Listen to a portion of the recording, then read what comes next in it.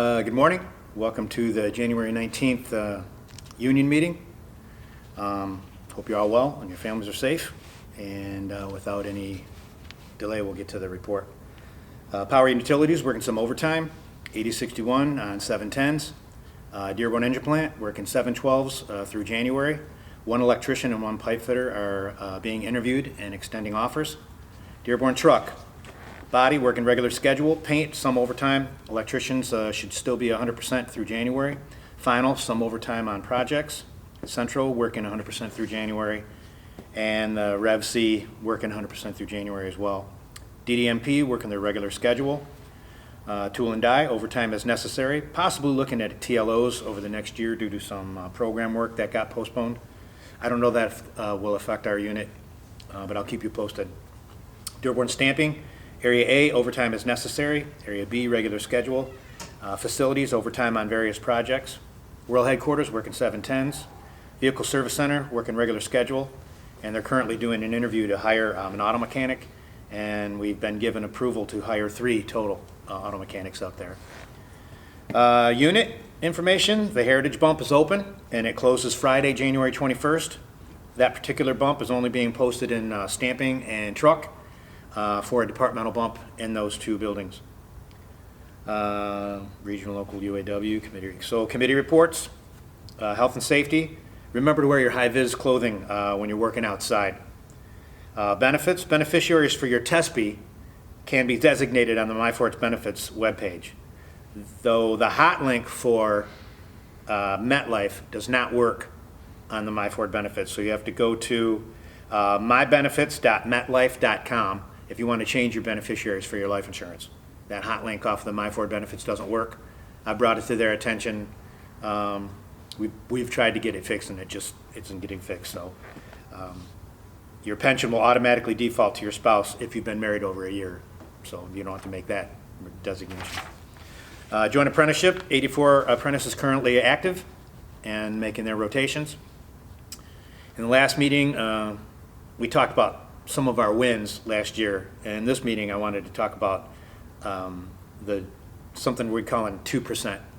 And it's the 2% you control. So I read an article about people who are burning out and they were stressed out about their job and they had all these things, and then they came to the conclusion through data and analytics that there's like 2% of your job that you actually control. And that's the 2% that you control that's actually causing you even more grief and more heartache, but you're doing it to yourself. So I thought a couple of bullet points: running from job to job, going to another department or plant to get parts or material, doing 2 jobs at once, bypassing safety protocol to get things up and running, allowing your boss to pressure you. Those are things you can control. No other professional in any other line of work does 2 jobs at the same time. Nobody. No one wants to be that person, but it's only shooting yourself in the foot to continue to do these things. And while we're talking about bosses, you're on a job, the line is down, the alarms are ringing, and you're doing your absolute best, and then it starts. The questions, then the questions turn into comments, and the comments turn into suggestions, and then the suggestions turn into criticism, and soon he's making it personal about you and your inability and how bad of a whatever trade you are. That's called harassment. That's called harassment. You don't have to work under those conditions. Tell them you feel uncomfortable, and they are creating an unsafe condition for you to do your job, and put your tools down. And that's that. They cannot cause you to be stressed, to be worried, and create an unsafe condition for you to perform your duties. And the odd part of all that, here's the kicker. The odd part of that is they don't respect the trades anyway. So, and they haven't in a long time, right? So while you're running around with your hair on fire, they're laughing because they can't believe you do all that after how they treat you. And unfortunately, all of these things that I've suggested over these last few meetings, they only work if we all do them. And I'm not talking about a wildcat strike, I'm not talking about damaging the equipment, I'm not talking about slow rolling anything, I'm talking about working safely, using the protocols that are put in place by the company for you to do your job and do it safely and in a timely manner. And when the company makes it impossible for you to do that, stop. But like I said, it only works if we all do them. You have to demand respect and not allow others to be treated badly. That's just one harm is a harm to all.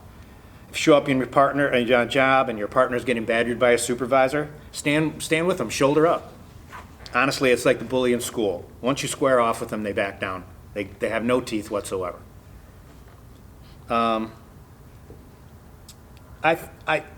truly believe that management either knows and doesn't care or doesn't really understand, and they truly believe that we have very little to do with how well production does. I want to let that sink in for a second. That the management team in your department or area believes that you don't have any real impact on how well production does. Think about that. So anyway, with that, I wanted to thank Paul Morey and Dwayne Glass for being here, Mike Young for doing the recording, and I wanted to wish you well, happiness and safety. If you have any questions, comments, concerns, text me, call me, send me an email, send your committee, send the bargaining team an email or a message. If you haven't seen us somewhere and you want to see us out, let me know. We'll hit that area. And on behalf of the whole maintenance construction team, I wanted to thank you and have a great day.